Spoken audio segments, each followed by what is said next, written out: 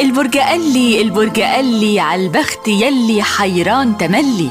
البراج دي بينها وبيني علاقة شخصية، الثور حبيبي والحمل أقرب صاحب ليا، والدلو بينه وبيني قرابة عائلية. برجك مع شذى الجمال على راديو كامل، محطة على المحطة.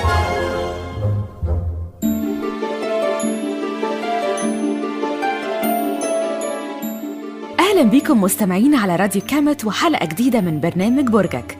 حلقتنا النهاردة خفيفة زي البرج اللي معانا، برج خفيف ولطيف.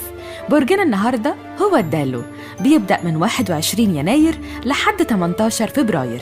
تعالوا بينا نشوف أهم صفات برج الدلو وعيوبهم وطباعهم في الحب والحياة. طبعا عارفين إنه برج هوائي، والمعروف عنهم هو حب كل ما هو جديد وغريب. تعالوا نروح للصفات. هو صريح وهادي، قلبه طيب جدا، لين الطبع ومرن، يعني ما يحبش يزعل حد ولا برضه يحب حد يزعله.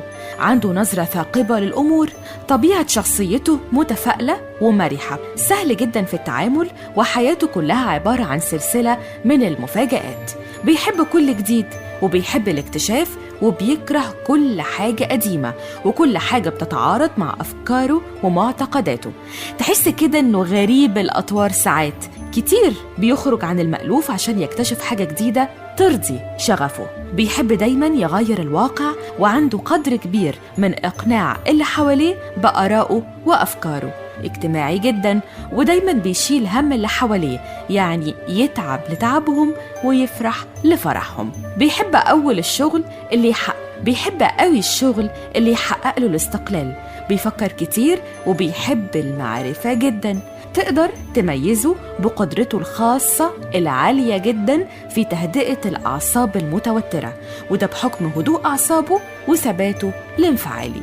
شفتوا جميل ازاي؟ جميل خالص برج الدلو. تعالوا بقى نروح للعيوب.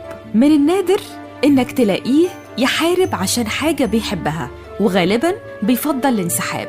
نفسه قصير، يعني بيزهق بسرعة، بيزهق من أي حاجة فيها روتين، وده طبعا بيخليه طول الوقت بيغير كل حاجة. رجل الدلو بقى ولا أبسط، يعني كل الناس عنده صحابه وكلهم محل ثقة. هو مثال الإنسان الواسع الصدر، بيمل من المرأة الواضحة أو بيزهق منها، وطبعا بيعشق الست الغامضة زي كل الرجالة طبعا. يعني بالنسبة له بيكتشف فيها كل يوم حاجة جديدة، وده بيرضي جواه حبه للتجديد.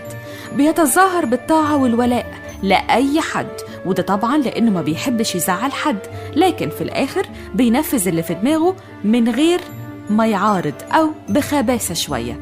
صادق وصريح وما بيحبش الكذب، لكن لو الأمر اضطر لده هتلاقيه بارع جدا في المراوغة. معروف عنه تعلقه الشديد بحبه الأول، حتى لو اتجوز ممكن يرجع بعد سنين وينكش في الماضي ويدور على حبيبته الأولانية. مفيش أسهل من كده. تعالوا بقى نروح نذاكر شوية في امرأة الدلو. أكتر حاجة معروفة بيها هي التناقض، سواء في الحب أو الحياة. لكن في الحب هتلاقيها غريبة جدا، تلاقيها مخلصة وبتحب قوي، وفي نفس الوقت عندها عدم اهتمام شديد. أهم حاجة عندها هي حريتها وصداقتها المتعددة، وعلى الراجل اللي هيرتبط بيها لازم يخلي باله لا تفقد أي شيء أو حريتها. ذكية ولبقة، وتعتبر الأمومة مرحلة دقيقة جدا في حياتها، بتحتاج منها تضحية، وبتحب ولادها جدا بس مش بتعرف تهتم بيهم قوي. بتكره امرأة الدلو في الراجل الغيرة وحب التملك. المال في حياتها شيء ثانوي مش أساسي، والسعادة في حاجات كتير غير الفلوس. عيبها إنها متعددة العلاقات بحكم الطبيعة الهوائية، ممكن تحب كذا مرة في حياتها، قليل لما تنفعل في الحب. والغيرة دي طبعا حاجة ما بترضيش غرور الراجل، فبيشوفها باردة في مشاعرها. ممكن تستغني عن الراجل في أي وقت، ما عندهاش مشكلة، وموهوبة في فن البكاء. يا سلام عن النكد. طيب تعالوا بقى نشوف مين اللطيف سعيد الحظ اللي هيتوافق مع الدلو. الحمل علاقته قوية جدا جدا بالدلو. الاتنين بيحبوا الحياة وعندهم نفس الحماس ونفس الحب لكل شيء جديد. القوس علاقة رائعة مليانة بالانطلاق والحيوية. الأسد علاقة مميزة، لأن الأسد بيحب ياخد مساحته من الحرية، والدلو بيقدر ده وبيحترمه، بس ممكن تكون مشكلتها هو انسحاب الدلو من مواجهة المشاكل. مع الأبراج الهوائية الدلو والميزان والجوزاء علاقة كويسة بحكم نفس الطبيعة ونفس الاهتمامات. اللي ما بيتوافقش بقى أو ممكن تكون العلاقة صعبة مع الدلو هو العقرب. الدلو واضح، ممكن يجذبوا غموض العقرب، لكن مع الوقت صعب يعيش معاه. العقرب كمان مرتب ومنظم، والدلو طبيعته مختلفة تماماً. الدلو والسرطان علاقة صداقة جيدة جدا، لكن الجواز صعب بحكم طبيعة السرطان اللي بيحب التملك جدا، والدلو بيحب الحرية. الحوت علاقة مملة وصعبة وطبيعة مختلفة تماما. الحوت هادي وليه عالم خاص بيه، أما الدلو فبيحب المغامرة والدوشة. نروح للعذراء، مفيش أمل. العذراء بيحب التفاصيل والترتيب والتنظيم، وده طبعا ملوش علاقة بالدلو. الثور من أصعب ما يكون.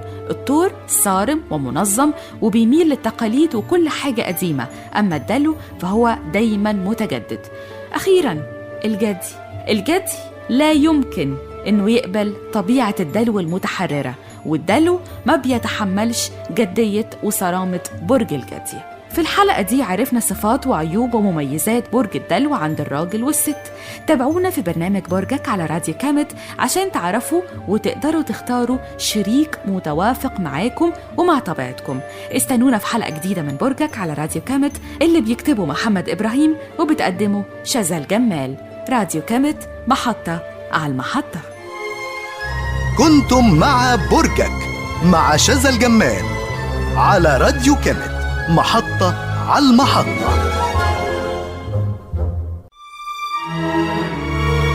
راديو كامت، راديو كامت، محطة على المحطة.